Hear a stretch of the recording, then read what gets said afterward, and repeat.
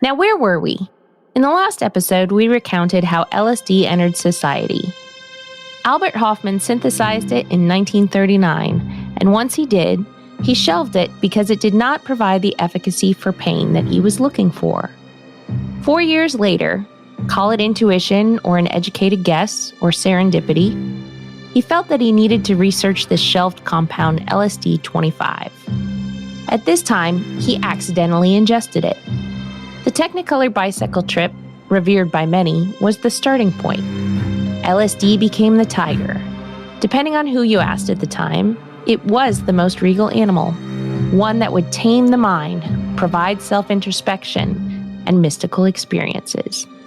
Or, if you asked the other camp, it was a tiger waiting to pounce on its prey only to devour it piece by piece. So LSD was a hero and a villain at the same time. The perfect god, Janus. Let's take the regal view of this tiger first. Hofmann came back from his trip with a renewed love for and connection with the beauty around him. And he wasn't alone.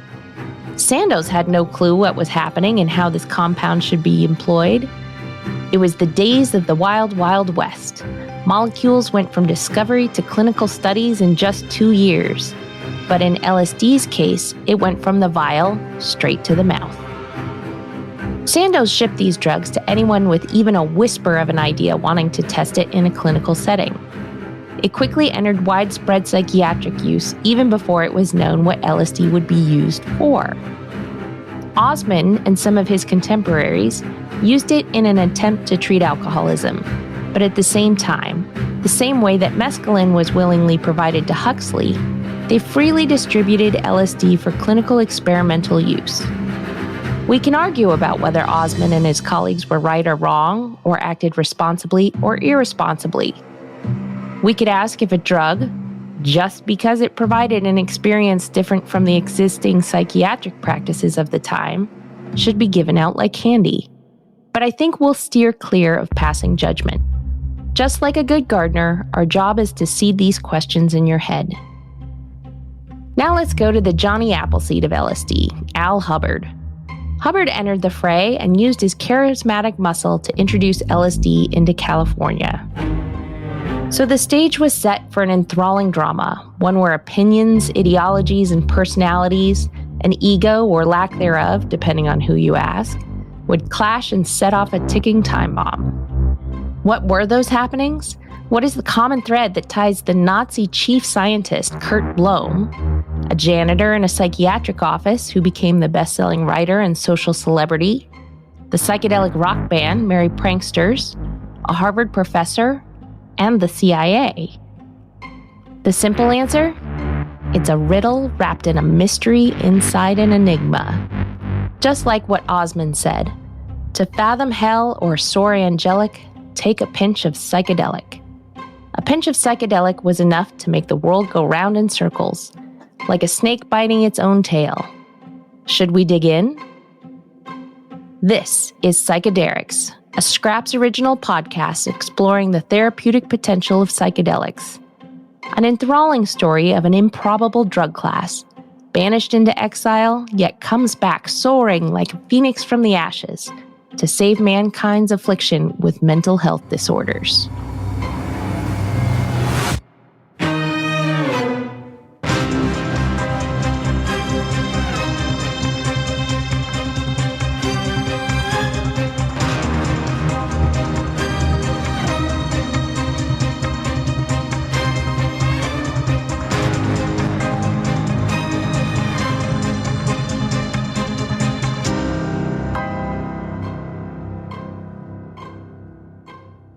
Let's leave Hofmann, Sandoz, and the psychiatrists aside for a few minutes. Let's travel to the world before the Second World War to the 1920s. This is a very interesting and, to be honest, a truly peculiar time. When Britain was facing resistance in its colonies, capitalism had received its endorsement from the American people and quickly became the economic and ideological darling of the nation. It was in direct opposition to the socialistic views of Karl Marx and then ultimately Stalin in Russia. The societal situation at this point was far from peaceful. J. Edgar Hoover began his meteoric ascendancy. As alcohol and opium became substances for abuse, the United States Constitution was amended and the Bureau of Prohibition was established. A man by the name of Harry Anslinger headed up this governmental agency.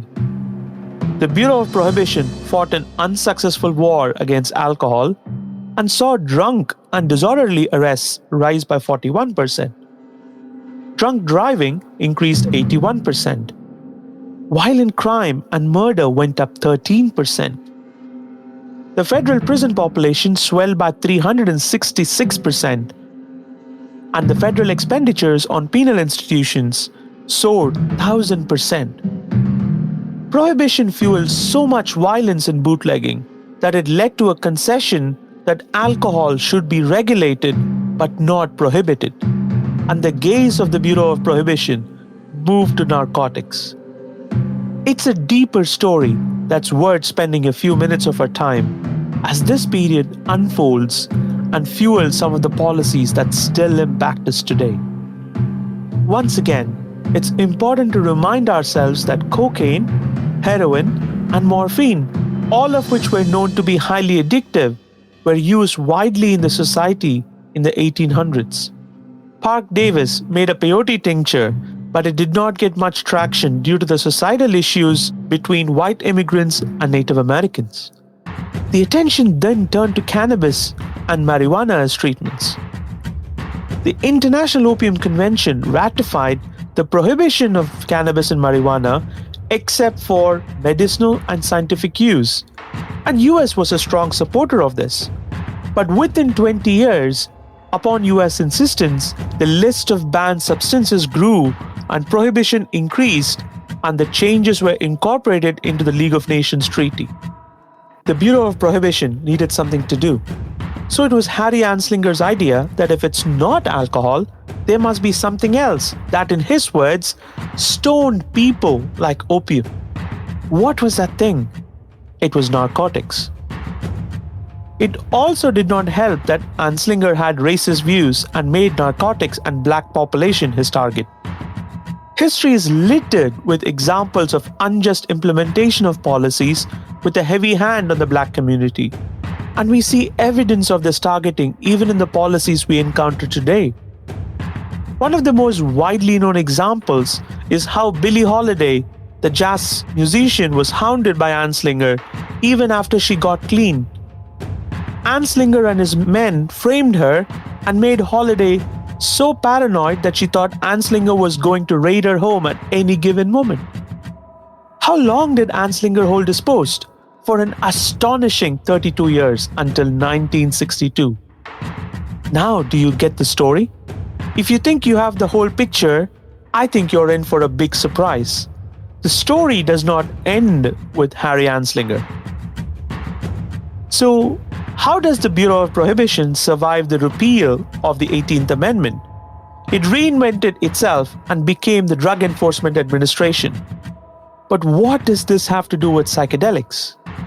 Well, let's peel the layers of the onion, shall we? Let's tug at the two main strands of modern psychedelic history with Christopher Hallam, a historian of psychedelic compounds and a research associate at the Global Drug Policy Observatory at Swansea University and with the Beckley Foundation. There were two main strands. There was a medicinal strand, and people attempted to incorporate them into psychological therapies. And there was a military strand whereby people sought to utilize psychedelic drugs as tools in espionage. So they were looking for a truth drug during the Cold War, and they thought that LSD might provide them with a truth drug. However, the experiments went awry, as experiments with LSD will often do. It's quite an unpredictable drug in many ways. Gradually, this was mainly in America, these developments took place, but very influential in it were some English philosophers and novelists, for example, the most famous of which is Aldous Huxley. There was another guy called Gerald Hurd, and these people took LSD and various other psychedelic compounds, and they had what they regarded as ineffable spiritual experiences with them, which revolutionized their lives. Through this kind of culture of a few individuals, a few therapists then tried, and artists, musicians, we had the movement outward of psychedelics into what eventually became in the 1960s famously the counterculture. And LSD, I believe, was highly influential in the counterculture and has in fact changed the world in a number of ways. It's an incredibly potent drug. When these drugs became popularized, you did have some people having bad experience as well. It wasn't widely understood, as we tend to understand now, the concepts of set and setting, which will colour, no pun intended, LSD experience. Set is your internal psychological and emotional state. Setting is the place, the environment in which you take the drug. And those are the kind of key, or have been argued to be the key factors in shaping the LSD experience. So you had people like the former therapist Timothy Leary, who proselytized about LSD and attempted to start a global religion based on LSD as a sacrament. You had many musicians taking these drugs and singing about them, like Sgt. Pepper's by the Beatles is redolent with the taste of LSD, unmistakably. And LSD permeated into global society, in the West, as we used to call it anyway, the global South. Christopher and many historians referred to the Western society as the global South, to refer to the current drug policies as a joke. Let's hear more from Chris Hallam. You had people like in Britain, the Home Secretary began to think that this was a very dangerous drug. And the popular press, the red tops, like the Sun and the People and so on, the News of the World, ran loads of absolute horror stories about people thinking they could fly and jumping off buildings and dying and staring at the sun until they went blind and so on. A lot of these things turned out in the end to be just mythological in status. So they had a massive influence, and in, I think it was 1966 in Britain, LSD was brought under legislation to control its use, supposedly, but it didn't control its use. It continued to be very widely used until other drugs kind of took its place for various cultural reasons, fashions and youth cultures and so on. And then we had MDMA in the 90s, which was a kind of mini 60s in many ways. People thinking they could fly and jump off of buildings? No person in their right mind would do that. Well, the propaganda messaging hasn't changed much today. I saw the very same after-school special in the 80s. Or did people really fly out of the window? If so, why? There is a documented case of an LSD-related 13th floor free fall, but you have to be a bit patient to find out about that one. Let's rewind back to the mid-1950s and a bit of a recap from episodes 2 and 3. Al Hubbard, the Johnny Appleseed of LSD, lobbied Humphrey Osmond and Abram Hoffer to open psychedelic clinics. He saw himself as a psychedelic researcher.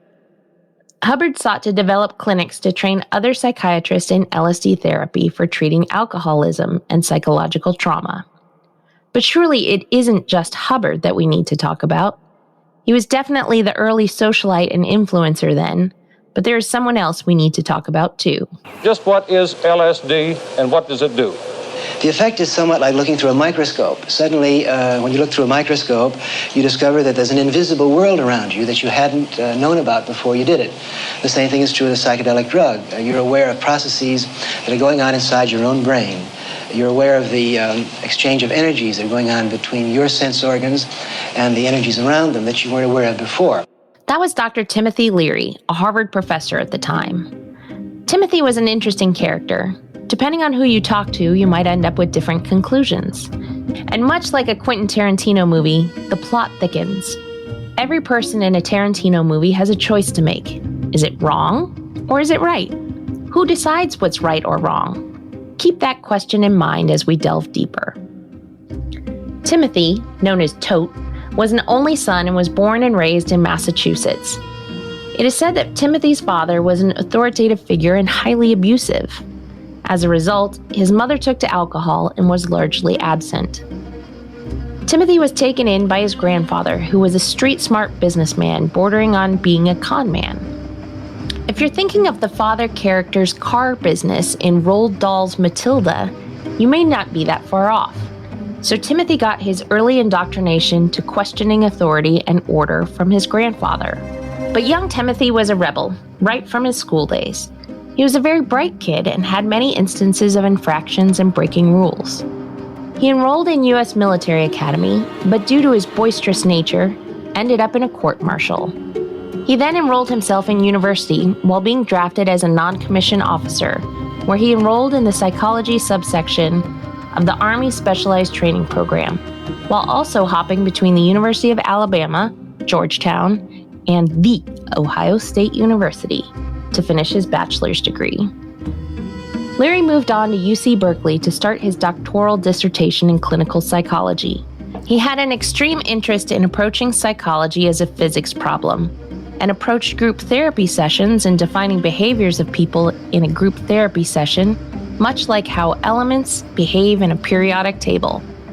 Well, if that's interesting, you might want to Google interpersonal circumplex later on. After university, Timothy and his wife had 2 children, and they led successful careers and had what seemed like a happy personal life. But beneath the happy marriage facade lurked trouble. Both Timothy and his wife became extensive users of alcohol, and his wife, Mary Ann, committed suicide. Timothy turned to psychedelics. But Leary did not just take to psychedelics all that easily. It might be a massive surprise to many, but Leary was very suspicious of psychedelics. When his friend, who also happened to be a psychologist, Frank Barron, mentioned it, Timothy reportedly said, "I don't want to go near that ship, Frank, and you should stay away from it too." Globetrotting Leary, who was also the head of the Kaiser Foundation, happened to have been introduced to his first LSD trip in London. It is unclear who turned Leary on to LSD, but that experience is said to have woken up Leary.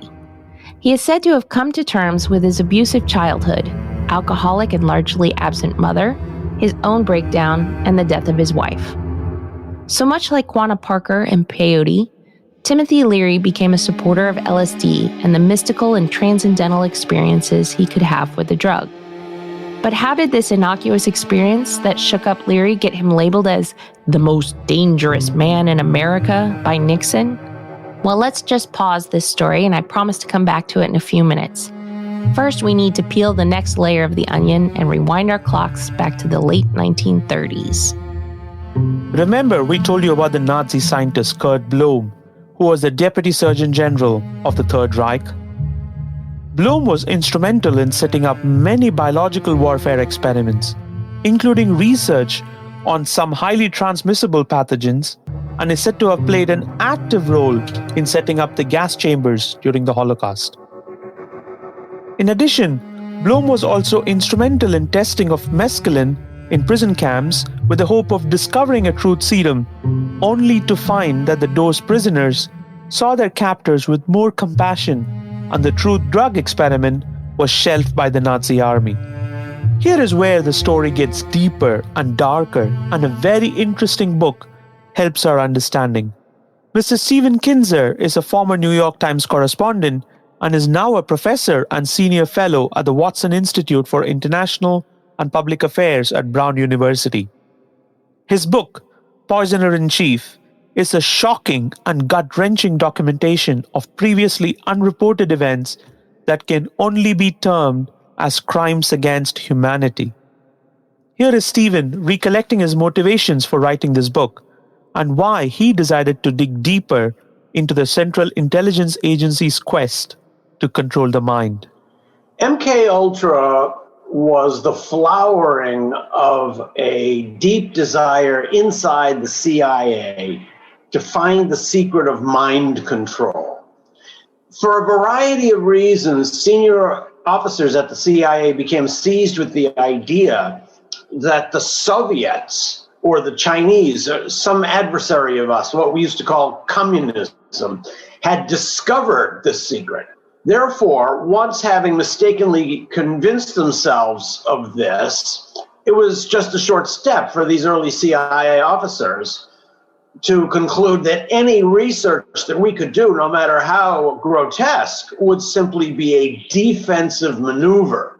Therefore, the CIA gave its full endorsement to a project that wound up involving the most extreme and intense experiments on human beings that have ever been conducted by any officer or agency of the US government. And it wasn't just that. MK Ultra, as the project was called, was the culmination of two earlier projects, Bluebird and Artichoke. And another drug history expert, Mike J., from whom we have heard extensively, concurs with Stephen. In Mike's book on mescaline, he recounts that OSS, Office of Strategic Services, the very same agency that employed Al Hubbard, was watching the Nazi scientists' movements. In fact, Kurt Blohm ordered the destruction of all laboratory equipment and was arrested by the Allied forces. From here, Kurt Blohm is said to have negotiated with the Americans, and the dark alley starts right here. And there was a perfect alignment of ideals between Kurt Blohm and the OSS, which later became the CIA. Here is Stephen Kinzer again. MK Ultra was the last iteration of projects that had formerly been known as Bluebird and Artichoke. These projects developed during the late 1940s and early 1950s as the CIA was just coming into being. In 1951, the CIA hired a chemist, Syndey Gottlieb, to bring these projects all under a single umbrella. And all during the 1950s, he took over what became MK Ultra and shaped it into this far-reaching mind control experiment project. So, how did a serendipitously discovered molecule have a massive role in CIA's pursuit of a truth? Kinzer notes that CIA's viewpoint was shaped by one man, the poisoner-in-chief, Syndey Gottlieb. Syndey Gottlieb is not your prototypical villain. He seems like the least likely candidate for the sinister moniker Poisoner-in-Chief. In fact, I can imagine his high school standouts would have been more like most likely to collect stamps or budding environmentalist. Gottlieb was born in New York in 1918 to Hungarian Jewish parents. With a clubfoot and a stutter, he was somewhat introverted as a young boy. He developed a love of science and graduated with distinction from the University of Wisconsin-Madison. From there, he moved to California, where he earned his PhD in chemistry at Caltech. Gottlieb demonstrated an unusual ability to separate his work from his personal beliefs. All throughout his tenure at the CIA, Gottlieb lived a personal life that was seemingly that of an entirely different person. He had a wife and children, lived in an austere home with little in the way of modern conveniences or comfort, pursued folk dancing rigorously, and led a worldwide life of service. After hours. Work hours presented an entirely different man. Here was a man whose own family would have likely died at the hands of the Nazis had they not escaped, who had no problem recruiting and employing the same Nazi scientists who developed the mechanisms of genocide. While in the light of day, the US and other governments were searching for, capturing, trying, and punishing Nazi war criminals, they were operating an entirely different program under the cover of darkness. Convinced that the Nazis had identified a drug that allowed them to control people's minds, Gottlieb and his team wanted to get their hands on anything that they knew. To that end, Gottlieb recruited scientists who seemed more likely to end up at Nuremberg than to find themselves on the pathway toward American citizenship. Operation Paperclip was a talent scouting and recruiting program that allowed the U.S. research programs to identify valuable assets in the field of chemistry, electronics, biological and chemical weaponry, rocketry, and more. Individuals with unique talents and skill sets had their files marked with a paperclip to indicate that they were to be given special treatment, and a blind eye was to be turned on whatever nefarious activities they had performed as members of the Nazi Party. For more than 1,600 Nazi scientists and engineers, their one-way ticket to prison turned into deportations to friendly countries, including the United States, where they could continue their work that they had previously started for the Third Reich.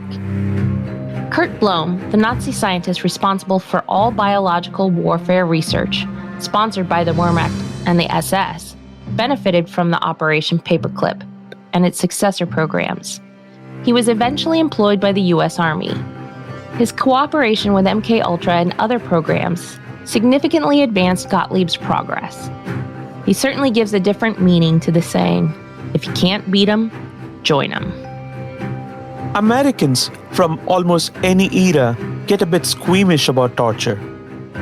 I think there was an acceptable level of comfort with the idea during the Cold War, as long as the torture was done in the name of keeping American ideals and citizens safe. They didn't want to know about it, but they certainly weren't keen on such tactics being used on American soil. In order to keep unsavory activities at arm's length, government scientists employed researchers like Kurt Blome and Henry Beecher. Guess where you've heard of the name Henry Beecher? Let me remind you. Henry Beecher's name figures on the famed Beecher Prize that honors Harvard medical students for demonstrating outstanding medical ethics. If you're wondering what a strange irony, I must say, I share that with you. Blome and Beecher worked for the CIA at a place called Villa Schuster. Such consulting engagements were documented as exchanges of ideas. Villa Schuster, now named Haus Waldorf, is an estate in Kronberg near Frankfurt in Germany. It is in close proximity to Camp King, a US interrogation center. When I was researching this book, Poisoner in Chief, it was quite a revelation to me to come to this place, Villa Schuster, which I think may have been the very first CIA secret prison. And the owner, who was very genial, took me down into the basement and he showed me his storerooms and said, these are the cells where the CIA people and their Nazi partners were carrying out experiments that were only continuations of the experiments that they had been carrying out just down the road in the concentration camps only a few years earlier. Now these doctors working for the CIA. The grand scale of Villa Schuster was ideal for covert operations. A parlor with high ceilings, a massive fireplace, and generous areas for dining and socializing was sandwiched between two upper floors, offering residence to a dozen bedrooms, allocated for scientists and visiting government personnel, and a basement with a maze of brick storerooms doubling as cells. The remote location at the end of Waldorf Lane provided the privacy necessary for the villa's use as a black site, all the while maintaining the appearance of a country estate visited by successful and important members of German and foreign society. In the first place, on the matter of medical ethics, I believe that Gottlieb and the people whom he worked believed that they were operating in a realm outside ethics. They believed that given the urgency of the national security challenge they believed they faced, the loss of a few lives or even a few hundred lives, destruction of human lives would be a very small price to pay. And they exempted themselves from the Nuremberg Code, which was only a few years old, and all other medical restrictions that would have applied in a normal ethical environment.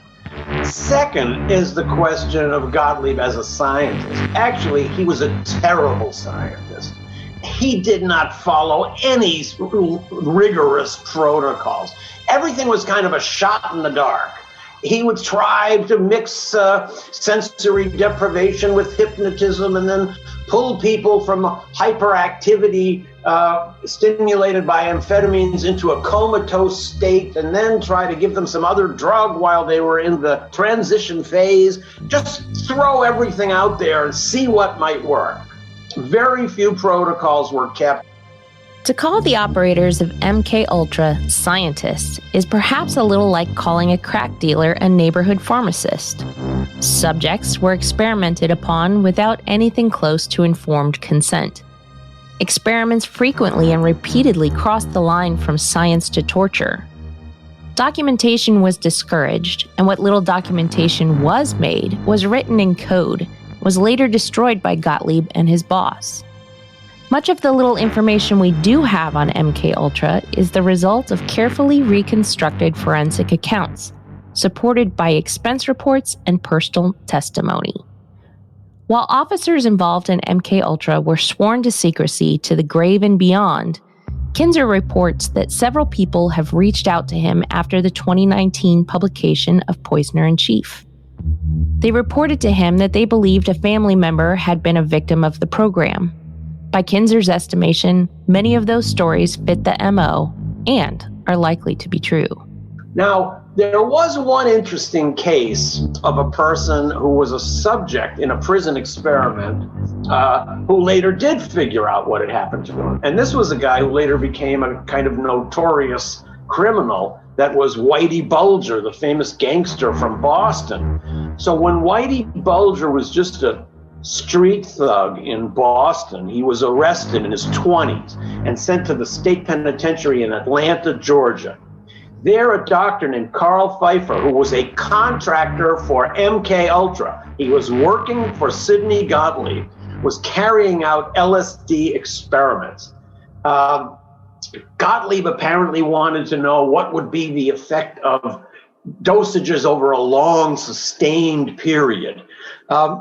Prisoners were recruited, among them Whitey Bulger, and told not only that they would get favorable treatment, but that they would be contributing to research aimed at finding a cure for schizophrenia.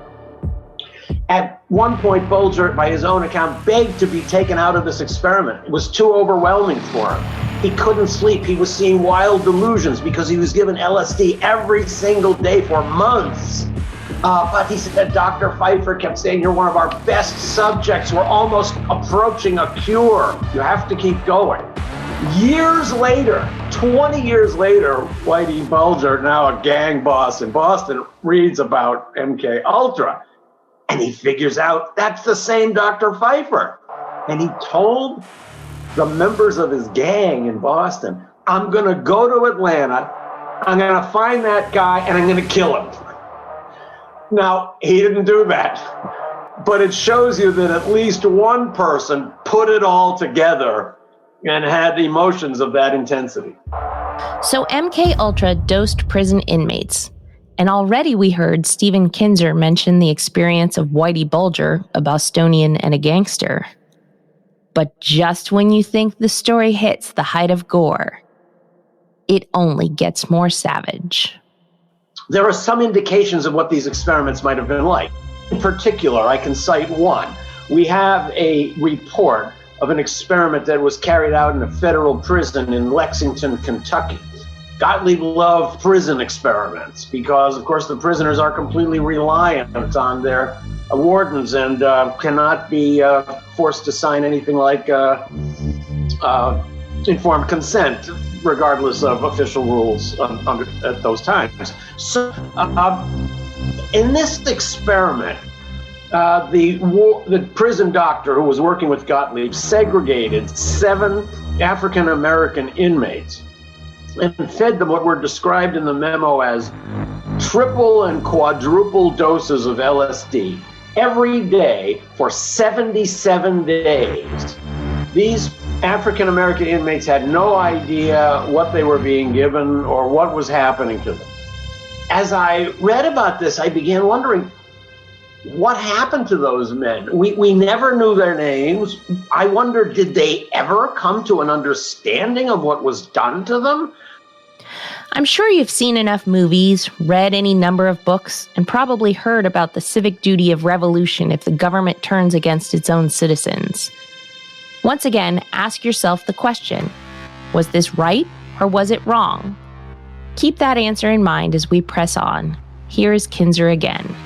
One of the threads that runs through Gottlieb's experiments is the desire to use subjects who will not have avenues to complain or will not be taken seriously if they complain. That's why he employed prostitutes to dose their clients with LSD, because he figured those people won't be able to complain. And he did it in an even more extreme way abroad, using what he called expendables. So these were people who would be captured war prisoners or suspected enemy agents or refugees who turned up with no visible connections, and they could be experimented to death. In the same way, probably Gottlieb and the prison doctor might have seen these African-American inmates as the ones least likely to complain or even recognize what had happened to them. And I'm only speculating based on the memo, but it did mention that they were African-American, and I wonder maybe if that was a code for saying, don't worry too much about them. They're not really like us. MKUltra was a dark program, even by CIA standards. As a result, very few people within the CIA were privy to its existence, let alone its scope and goals. Even fewer people had all of the pieces of the puzzle. Of course, there were people who participated in and even made significant contributions to the gruesome advances made through MKUltra. It was not unusual for subjects, human and animal, to die during drug experiments. We know of one instance where a scientist's conscience finally got the better of him. Well, first of all, you're quite right that LSD experiments under MKUltra ran the gamut from fully voluntary to horrifically coercive. So Gottlieb had no hesitation about dosing people without their knowledge or against their will. The Frank Olson case is one of the great enduring mysteries of the MKUltra project. This was the most secret project at the CIA. If anybody who understood what MKUltra was had been allowed to speak publicly, that revelation would have been devastating.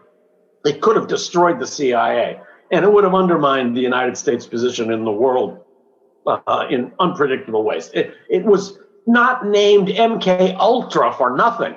It was the ultra secret, and it was understood by the senior officers at the CIA to be this. After all, if you could find a way to control the minds of other human beings, then the prize would be nothing less than global mastery. So going that far, they were right. They just were expecting that they actually would be able to find it. That was the one little problem in their theory. So Frank Olson was one of the very small number of chemists who was in the inner circle of MKUltra. And his specialty was aerosols. He was transforming liquid poisons into aerosol poisons. He carried out experiments in which if he arrived back at work the next morning and all the monkeys were dead, that would be considered a success. I think this kind of got to him after a while. And during the summer of 1953, he was in Britain, apparently watching people being dosed with these toxins that he had developed. He traveled around in Europe, and at least in one case, he apparently saw somebody die under one of the poisons that he had developed. In any case, he developed second thoughts about the project. And he told his superiors that he wanted to quit. Not only did he want to leave MK Ultra, but he wanted to leave the CIA. We now know that he actually asked one of his friends, "Do you know a good journalist?" As soon as it became clear to the other people around him, and particularly to Syndey Gottlieb, the director of MK Ultra, that one of the people in the inner core didn't seem reliable anymore, that was a matter of intense concern. It wasn't just expendables that were unwittingly dosed during MK Ultra. Frank Olson attended a private meeting of some of the program's top officials. During the meeting, he was surreptitiously dosed with LSD by none other than Gottlieb himself. Needless to say, it was not a good trip. Even after the drug wore off, Olson was a changed man. In addition to the crisis of conscience he was experiencing over his work, he felt that he could no longer trust his own mind. Olson confided some of his fears and doubts to his wife, although he could never reveal details to her. And doing so would mean admitting his role in despicable experiments. He displayed a restlessness and self-doubt that could not be ignored. He expressed a strong desire to resign from his work with the CIA, both to his wife and to his own boss, Colonel Rouet. MK Ultra leaders were concerned, not so much about Olson's well-being, but about what he might divulge. John Stubbs, an officer at Fort Detrick, escorted Olson home and convinced Olson and his wife Alice that he and his colleagues would get him the help he needed. They convinced him to fly to Maryland, to New York, to see a doctor who would certainly be able to help. Olson was accompanied by his boss, Colonel Rouet, and Robert Lashbrook, Syndey Gottlieb's deputy. The doctor, Harold Abramson, was affiliated with the CIA and had previously worked with Olson on an aerosolization project. The bottom line, Olson was a risk to the program. At 2 a.m. on Saturday, November 28, 1953, Frank Olson fell to his death from the 13th floor room at Hotel Statler. The impact of the fall left Olson clinging to life with just a few breaths left in his lungs.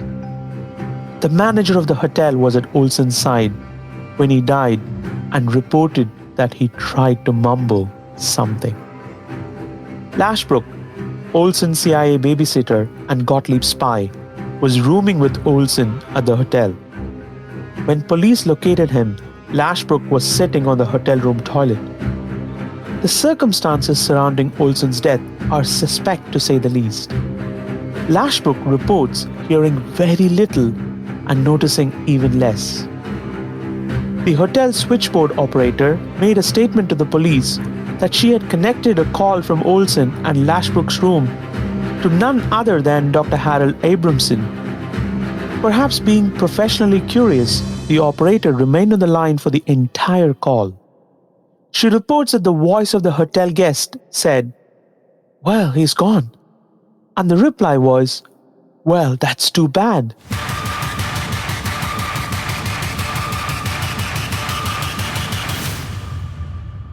The logistics of Olson's alleged suicide doesn't add up. Olson was wearing only his underwear when he died. That perhaps is a little odd, but there are any number of reasons that could explain his final wardrobe choices. But what is truly odd was the obstacle course Olson had to run in order to make it through the window. He would have had to start at one end of the room, avoid two beds, and jump through not only a closed window, but a drawn shade and closed curtains too. There is no telling what goes through the mind of a person on the brink of a suicide, but raising the shade, drawing the curtains, and opening the window might be at the top of the list. For years, the government stuck to the suicide story. It wasn't until 1975, nearly 25 years after Olson's death, that US government admitted its role in Olson's undoing.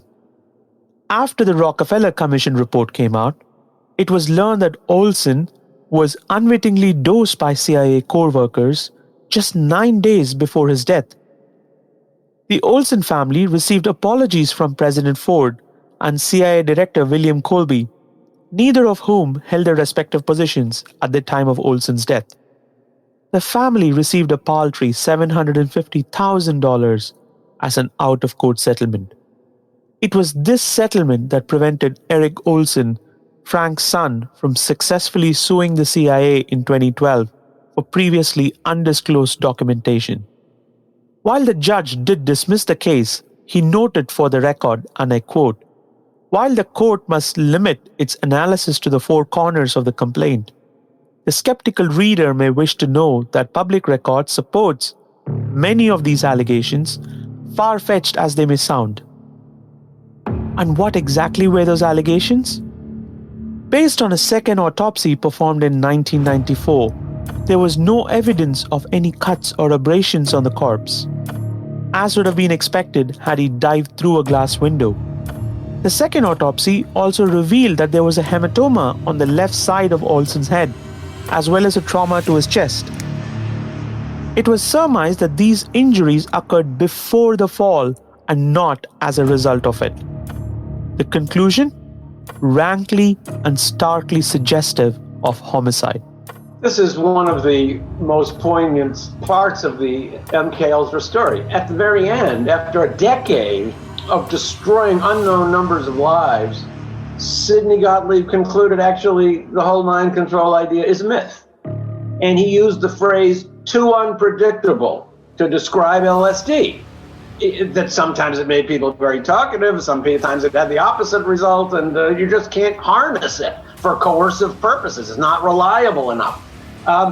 And he concluded further that not just is LSD not an effective mind control tool, but there's no such thing as mind control. You cannot make a person commit a murder, for example, through outside means if that person is fundamentally opposed to committing murder. So all those Sherlock Holmes stories and Edgar Allan Poe stories and Cabinet of Dr. Caligari movies and everything actually was all a myth. So the efforts of MK Ultra continued for a few more years into the early 1970s.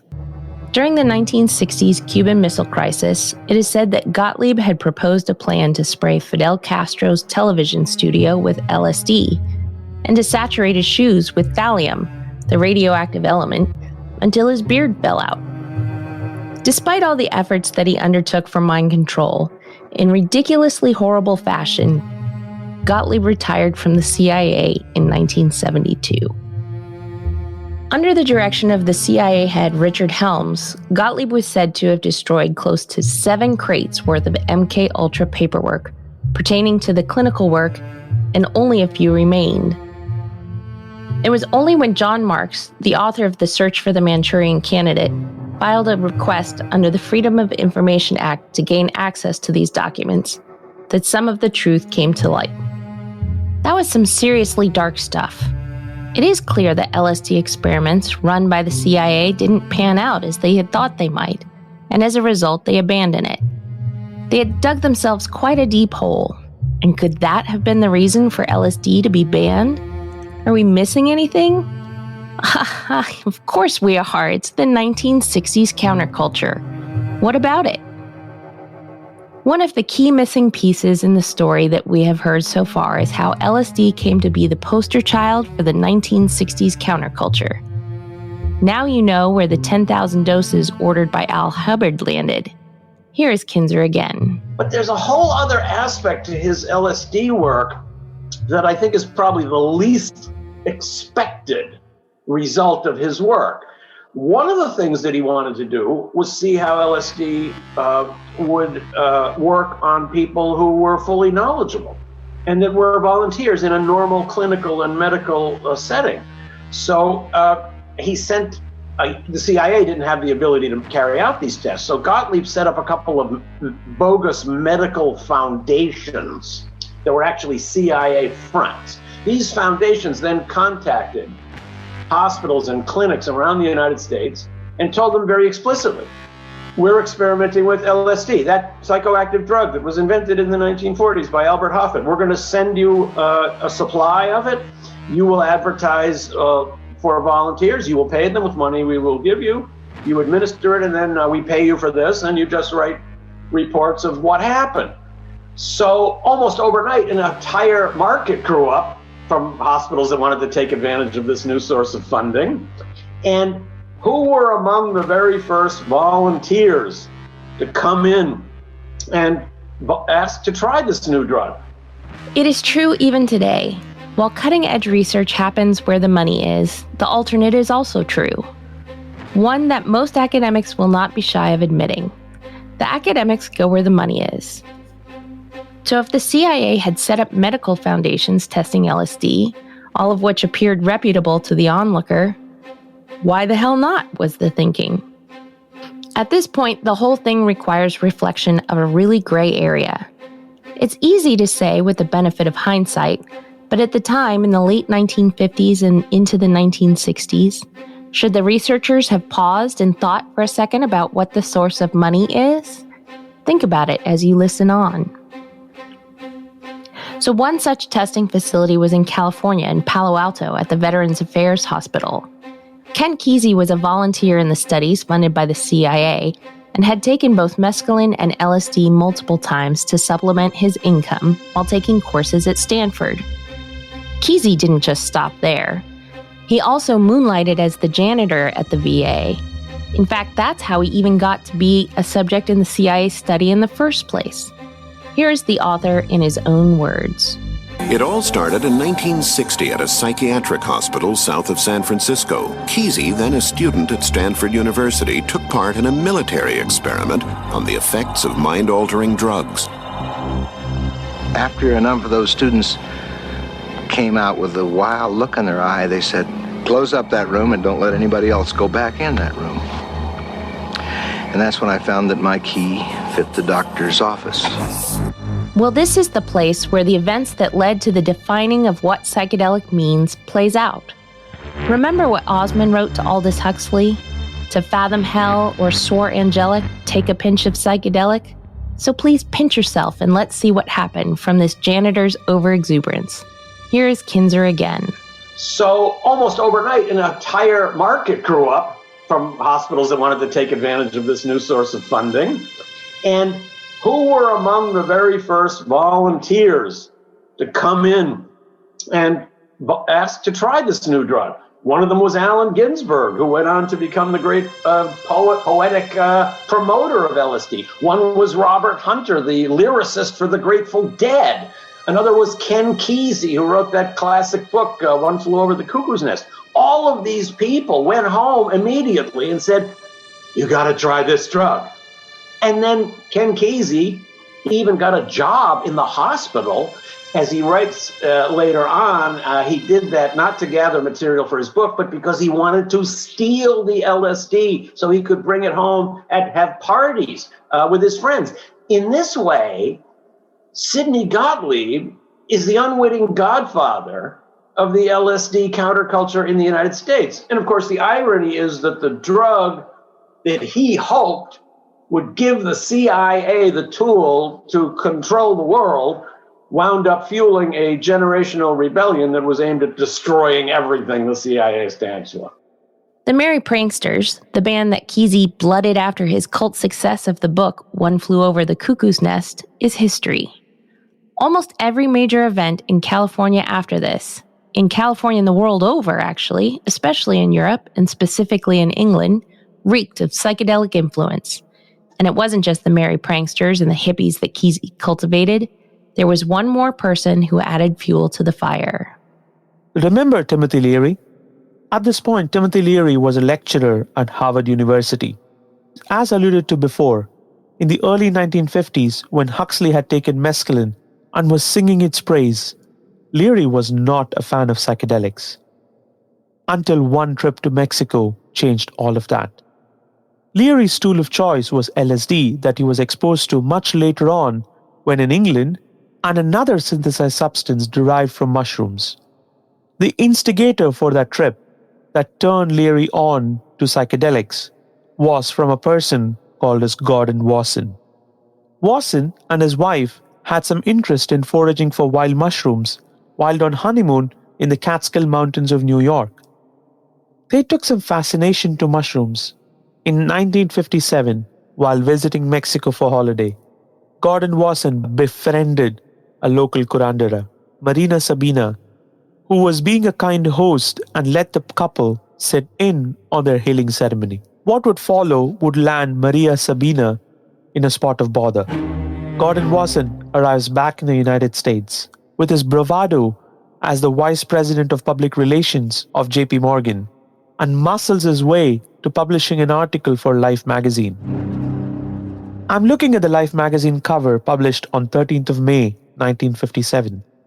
It has a picture of a man who looks like a funny brother of Alfred Hitchcock, peering out from behind the pot of an indoor palm tree, and a black call-out banner in the top right that says Great Adventures, the discovery of mushrooms that cause strange visions.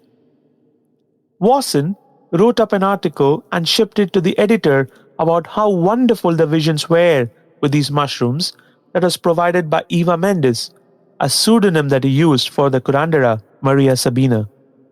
In fact, Wasson took a picture of Maria Sabina with the mushrooms, and Maria is said to have only allowed him to take this picture if Wasson was going to keep this private. But what did Wasson do? He published it, of course, since his bragging was more important than the request of the very person who allowed him into the ceremony and let him take pictures. And can we also say that we can leave it to the Americans to inject some oomph into the mushrooms by calling it magic mushrooms?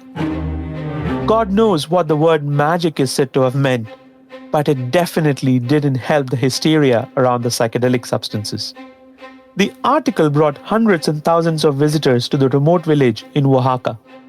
The community thought Maria Sabina had sold out the soul of the region to the Western world as more Americans and Westerners flocked to this region. The list included many, and most notable were two people. First is the man who gave the Eureka moment a cult status for these substances, Albert Hofmann. Hofmann is said to have made a trip and brought back a bunch of mushrooms and successfully synthesized the prodrug psilocybin. And what does Sandow do? Market it, of course, for a specific disease indication. Nah, we will figure that out as time goes on, or so they thought. Another person who made the journey was Timothy Leary. Leary was so fascinated by the experience that in a couple of years he undertook two of the most provocative experiments that would determine his legacy. First was the Concord Prison Experiment, where the clinical psychologist Timothy Leary, along with his academic colleague Richard Alpert, tried dosing inmates of the prison with psilocybin. They were planning to study outcomes of recidivism in antisocial behaviors. Timothy Leary was one of the first proponents of the idea that if psychedelic drugs were tested in the right environment, which we can call as the aesthetic setting, in a subject who has baggage that predisposed him to a certain type of behavior, the set. Therefore, coining the terminology set and setting for the use of psychedelics. Leary argued that psilocybin triggered a mystical experience that enabled them to examine their behavior during self-reflection. It seemed to have 60% efficacy in the 32 subjects that Timothy Leary is said to have treated. Buoyed on by his success, Leary tried to do a bigger experiment that seemed to have failed and caught the attention of those in the scientific and political communities. The efficacy of the next stage of testing is said to have dropped to 20%, based on some accounts, and the scientific community was largely unhappy at the degree and type of follow-up. But Leary's ego took over, and his evangelism of the idea and being too much in love with that idea was the start of his downfall. The root of all this was in the idea of Leary that he needed to ingest these substances along with his subjects to give himself the empathy, but also to experience the same as what his patients felt. Once again, we want you to mull that over. Should a physician dose himself and give himself a trip? every time he saw a patient? You would have expected some of his academic friends to have sided with Timothy Leary. But that was far from the case, and it so happened that Leary didn't have any academic friends either. One of his psychiatrist friends said, and I quote, "Timothy Leary certainly popularized the notion inside a lot of people to experiment with LSD, but he really did not give fair information. He was talking about LSD, as if it was a substance that made you sing songs of liberation. He didn't tell people about the dangers that before you go to heaven, you might go to hell. Or if you don't do it right, you might just stay there." The careful analysis of the Concord prison experiment was published 34 years after the experiments itself in the Journal of Psychoactive Drugs by Rick Doblin, who went on to found a charity organization called MAPS to further psychedelic drug therapy. Doblin's conclusion, based on the review and interview of 21 of the 32 patients that were treated by Leary, was the following. The results of the follow-up study indicate that the published claims of a treatment effect was erroneous. This follow-up study supports the emphasis in the original reports on the necessity of embedding psilocybin-assisted psychotherapy with inmates within a comprehensive treatment plan that includes post-release, non-drug group support programs. Despite substantial efforts by the experimental team to provide post-release support, these services were not sufficiently available to the subjects in the study. This Concord prison experiment ran from 1960 to 1963, and around the same time, Leary and his Harvard colleague Richard Alpert started on the Harvard psilocybin project, where the real trouble started. Leary, using his influence, is said to have coerced his students to have taken psilocybin and act as subjects in the clinical studies so that he could understand what psilocybin was doing and how beneficial it would be, much like an experimental medicine study in today's world. But Leary's coercion took an ugly turn when 2 of the students were dosed with psilocybin and ended up in the hospital with psychosis. Harvard, which had a policy of not questioning its faculty and providing them with creative freedom, did demand that the undergraduate students should not be a part of the project. Why is it restricted only to graduate students, and what factors were taken into account to come to this decision? It's not entirely clear, but definitely this was on shaky ground on both sides. Finally, as news emerged that Leary and Alpert recruited undergraduates into the study, Harvard dismissed its blazing faculty member. Leary then used his influence to run psilocybin-assisted psychotherapy with a philanthropic donation and got hold of a mansion in Millbrook, New York. Here things took another ugly turn, from psilocybin research being a scientific pursuit to slowly turning into a party-oriented pleasure use. Leary also became the figurehead of the 1960s counterculture and urged people to turn on, tune in, and drop out. This raised many eyebrows, and as the 60s rolled on, Timothy Leary's exuberant enthusiasm met the failed experimentation and failures of the CIA to LSD and psilocybin ingestors being part of a hippie movement and questioning authority. All led to a panic beyond measure.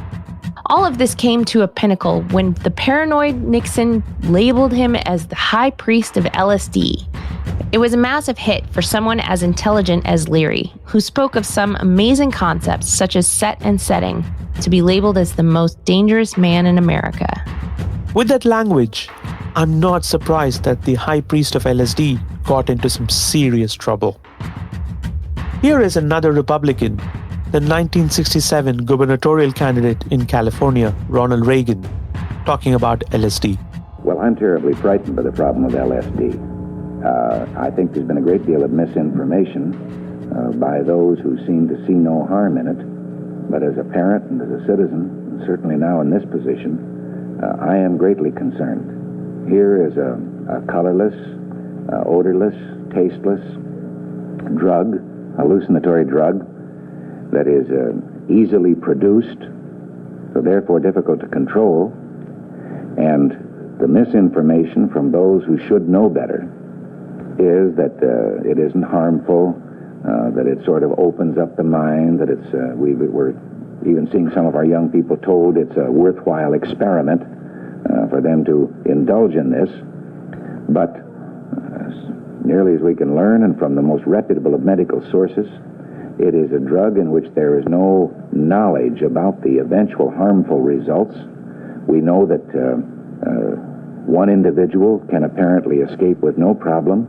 Others immediately have a great problem. There is a residual effect that this can come back with what might be permanent brain damage months after even just a single use of it.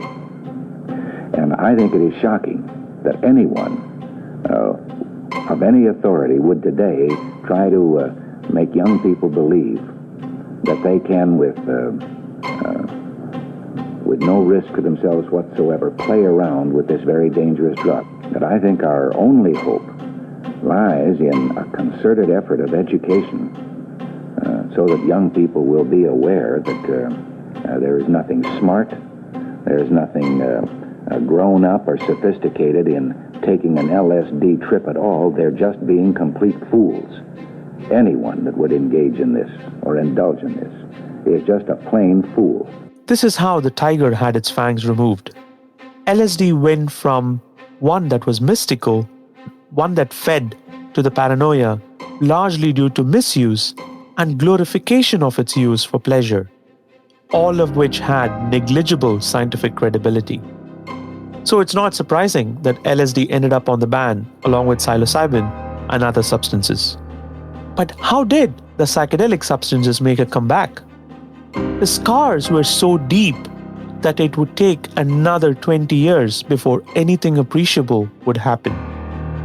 Well, as with any innovation, it is a process of toil, blood, sweat, and tears. We have to find out about that, don't we?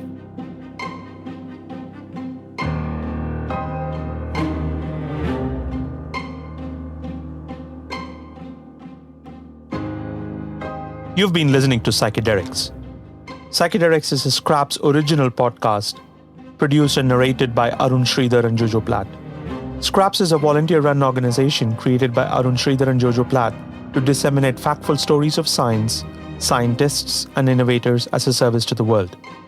Select research for this podcast was performed by Shireen Rice. The producers thank Clara Burtonshaw for her invaluable input. Multimedia services was provided by Dr. Romeo Ratch. The scripts were written and edited by Arun Sridhar and Jojo Platt. Financial support to cover the production costs was from Cybin Inc. and a kind donor BB. Recordings were done at Caprino Studios in the UK and Slightly Red Studio in San Francisco. Swaminathan Tirunjana Sambandam performed the mixing and mastering. All recordings, including interviews, are properties of the producers and should not be reproduced without permission. The show notes, transcripts, and useful links pertaining to the episode are located at the podcast website, psychedelics.com.